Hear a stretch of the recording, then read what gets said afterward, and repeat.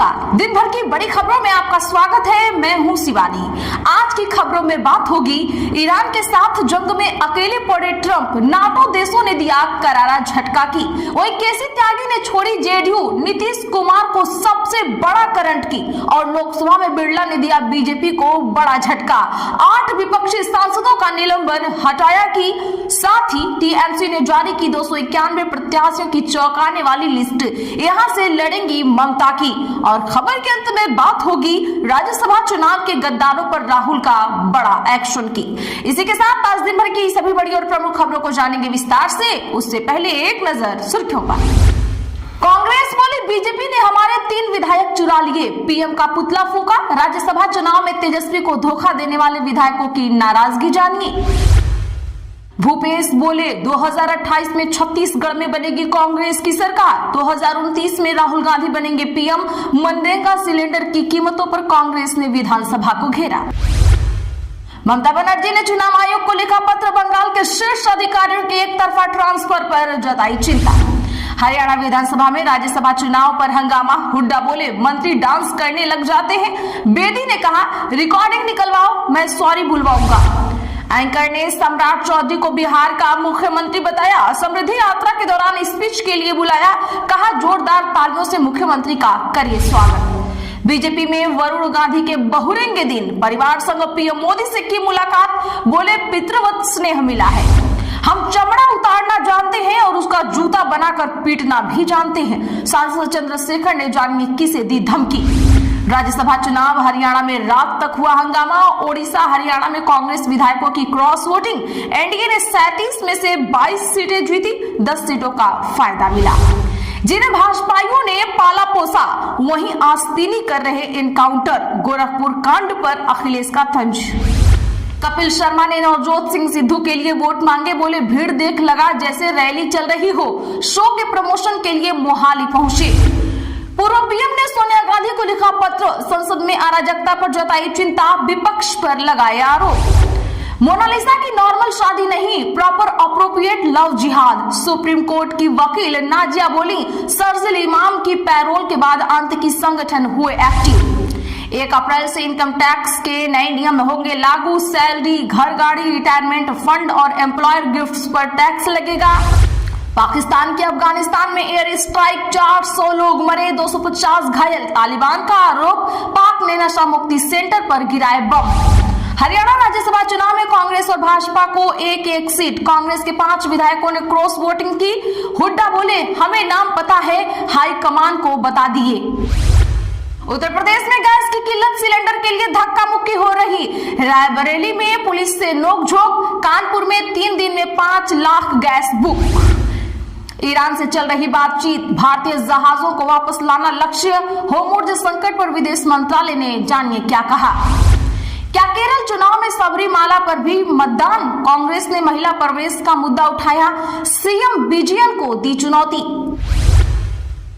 नोवाफेल claim कर सकता है तो इंजीनियर निशांत क्यों नहीं। सीएम की रेस में अशोक चौधरी का आया ट्विस्ट। चले जानते हैं बड़ी और प्रमुख खबरों को विस्तार से। ईरान के साथ जंग में अकेले पड़े ट्रंप, नाटो देश बोले ये हमारी लड़ाई नहीं। बता दें कि ईरान में खामनेई समेत 40 से भी ज्यादा अधिकारियों के मारे जाने के बाद अमेरिका को यह जंग बड़ी कामयाबी नजर आ रही थी, लेकिन 17 दिन बाद हालात बदल चुके हैं। युद्ध का कोई साफ अंत नजर नहीं आ रहा है। ईरान ने जवाब में होर्मुज स्ट्रेट के रास्ते तेल आपूर्ति रोक दी, जिससे दुनिया की अर्थव्यवस्था पर बड़ी चोट पहुंची है। ट्रंप अब अपने सहयोगी नाटो देशों से होर्मुज में रास्ता खुलवाने की अपील कर रहे हैं। हालांकि इन देशों ने साफ कर दिया है कि वे होर्मुज स्ट्रेट में अपने वॉरशिप नहीं भेजेंगे। यह फैसला ऐसे समय में आया है जब अमेरिकी राष्ट्रपति डोनाल्ड ट्रंप ने चेतावनी दी थी कि अगर नाटो देश इस अहम समुद्री रास्ते को फिर से खोलने में मदद नहीं करते तो नाटो का भविष्य खराब हो सकता है। द गार्जियन की रिपोर्ट के मुताबिक जर्मनी ने साफ कहा है कि वह किसी भी सैन्य कार्रवाई में हिस्सा नहीं लेगा। जर्मन चांसलर फ्रेडरिक मर्ज ने कहा कि इस मामले में कभी कोई फैसला नहीं हुआ, इसीलिए जर्मनी के सैन्य योगदान का सवाल ही नहीं उठता। उन्होंने ये भी कहा कि ईरान की मौजूदा सरकार खत्म होनी चाहिए, लेकिन बमबारी करके उसे झुकाना सही तरीका नहीं होगा।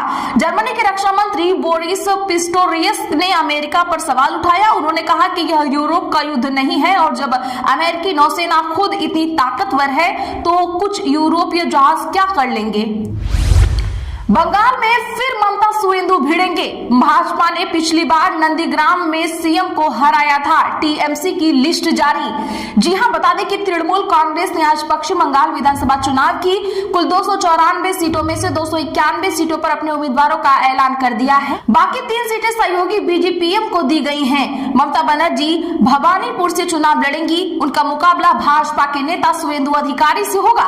प्रेस कॉन्फ्रेंस में ममता ने कहा है, मैं बीजेपी से कहना चाहती हूं कि आप डर क्यों रहे हो। अगर लड़ना है तो गैस संकट पैदा मत कीजिए, मैदान में आकर सही तरीके से मुकाबला कीजिए। ममता ने सेलिब्रिटी चेहरों से दूरी बनाई, जमीनी नेता और कार्यकर्ताओं पर ज्यादा भरोसा जताया। 2021 में 15 सेलिब्रिटी को टिकट दिया था। इस बार 2 सेलिब्रिटीज को टिकट मिला है। लिस्ट में 52 महिलाएं हैं। 47 उम्मीदवार अल्पसंख्यक समुदाय से हैं। 40 से कम उम्र के 42 उम्मीदवारों को टिकट मिला है। लिस्ट में 95 कैंडिडेट्स SC/ST कैंडिडेट्स हैं। केसी त्यागी ने छोड़ी जेडीयू। नीतीश कुमार को राज्यसभा चुनाव के बाद लगा बड़ा झटका। जी हां, बता दें कि राज्यसभा चुनाव में मिली जीत के एक दिन बाद ही नीतीश कुमार को बड़ा झटका लगा है। जेडीयू के सलाहकार और पूर्व राज्यसभा सांसद केसी त्यागी ने आज पार्टी छोड़ दी। सियासी गलियारों में चर्चा है कि वह जल्द ही अन्य पार्टी में शामिल हो सकते हैं। माना जा रहा है कि वह बिहार छोड़ अब उत्तर प्रदेश की राजनीति में ज्यादा सक्रिय रूप से दिखाई देंगे। आपको बता दें कि केसी त्यागी 2003 में समता पार्टी के साथ जेडीयू के विलय के बाद से ही इससे जुड़े हुए थे। वह जदयू के मुख्य राष्ट्रीय प्रवक्ता और राष्ट्रीय महासचिव के रूप में कार्य कर चुके हैं। एक लिखित बयान में उन्होंने कहा, जेडीयू का गठन 30 अक्टूबर 2003 को समता पार्टी और जनता दल के विलय से हुआ था। जॉर्ज फर्नांडिस इसके अध्यक्ष थे और मैंने पार्टी के महासचिव के रूप में उनके साथ काम किया।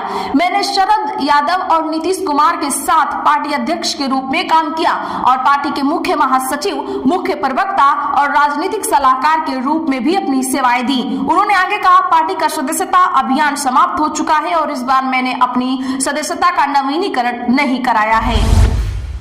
ओडिशा के बाद हरियाणा में भी कांग्रेस सख्त क्रॉस वोटिंग करने वाले विधायकों को भेजेंगे कारण बताओ नोटिस। जी हां, बता दें कि राज्यसभा चुनाव में क्रॉस वोटिंग करने वाले अपने विधायकों पर कांग्रेस नरमी के मूड में नहीं है। ओडिशा में 3 विधायकों को निलंबित करने के बाद पार्टी ने हरियाणा में भी सख्त एक्शन लेने जा रही है। कांग्रेस क्रॉस वोटिंग के आरोपी विधायकों को कारण बताओ नोटिस जारी करने वाली है। कांग्रेस महासचिव और हरियाणा के प्रभारी BK हरिप्रसाद ने इस बारे में जानकारी दी।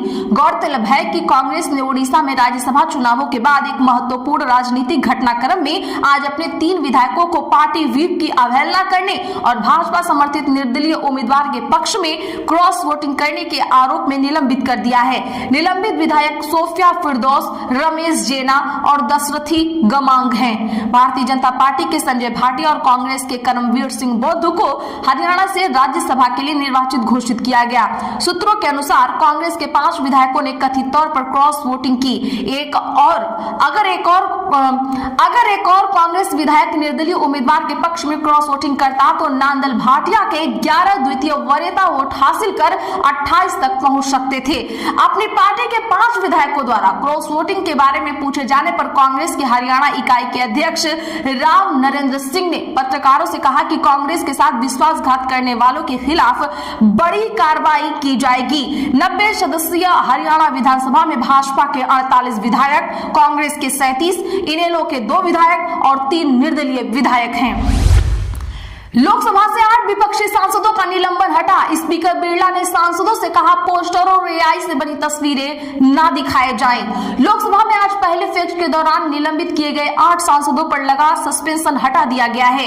इनमें कांग्रेस के 7 और लेफ्ट के 1 सांसद हैं। ये 8 सांसद 4 फरवरी को लोकसभा से पूरे बजट सत्र के लिए निलंबित किए गए थे।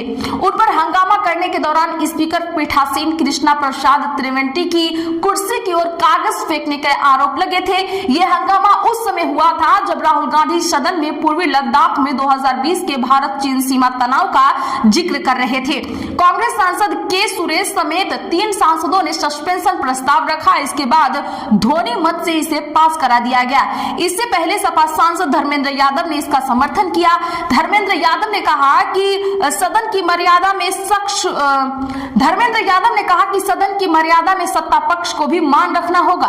उन्होंने कहा कि खासकर भाजपा सांसद निशिकांत दुबे इसका ख्याल रखें। इसके बाद सदन में सत्ता पक्ष ने हंगामा शुरू कर दिया। इस दौरान स्पीकर ओम बिरला ने सदस्यों से कहा, प्लेकार्ड और एआई से बनाई गई तस्वीरें प्रदर्शित न करें। उत्तराखंड के बाद गुजरात में भी यूसीसी की तैयारी। समिति ने सीएम भूपेंद्र पटेल को सौंपी रिपोर्ट। जी हां, बता दें कि उत्तराखंड के बाद अब गुजरात में भी जल्द यूनिफॉर्म सिविल कोड यानी समान नागरिक संहिता यूसीसी लागू हो सकता है।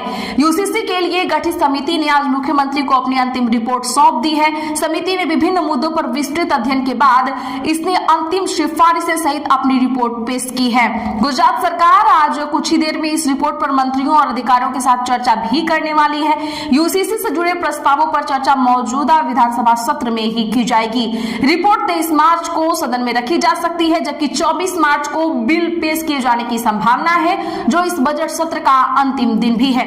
और ये अगर बिल पास हो जाता है, उत्तराखंड के बाद यूसीसी लागू करने वाला गुजरात देश का दूसरा राज्य बन जाएगा। इजराइल बोला, ईरान के सबसे ताकतवर अफसर लारिजानी को मारा। ईरान ने अभी नहीं की पुष्टि। जी हां, बता दें कि इजराइल के रक्षा मंत्री इजराइल कॉटस ने दावा किया है कि रात को की गई एयर स्ट्राइक में ईरान के सिक्योरिटी चीफ अली लारिजानी मारे गए हैं। अगर इजराइल यह दावा नहीं साबित करता है तो अगर इजराइल का यह दावा सही साबित होता है तो वह इस युद्ध में खामनेई के बाद मारे जाने वाले सबसे ताकतवर शख्स होंगे। इसके साथ ही इजराइल डिफेंस फोर्स ने बताया कि अलग हमले में ईरान के बसीज पैरामिलिट्री फोर्स के कमांडर गुलाम रजा सुलेमानी को भी मार गिराया गया है। हालांकि इन दावों पर अभी तक ईरान की तरफ से कोई आधिकारिक पुष्टि नहीं की गई है। वहीं इजराइल के दावों के बीच लारिजानी के एक्स अकाउंट पर एक हाथ से लिखा नोट पब्लिश किया गया है। इसमें उन्होंने हमले में मारे गए ईरानी 9 सैनिकों को श्रद्धांजलि दी गई है, जिनका अंतिम संस्कार आज होने की उम्मीद है। आज के लिए बस इतना ही। ऐसी ही खबरों के लिए चैनल सब्सक्राइब करें और बगल में घंटी के निशान को जरूर दबा लें। वीडियो को लाइक और शेयर करना ना भूलें।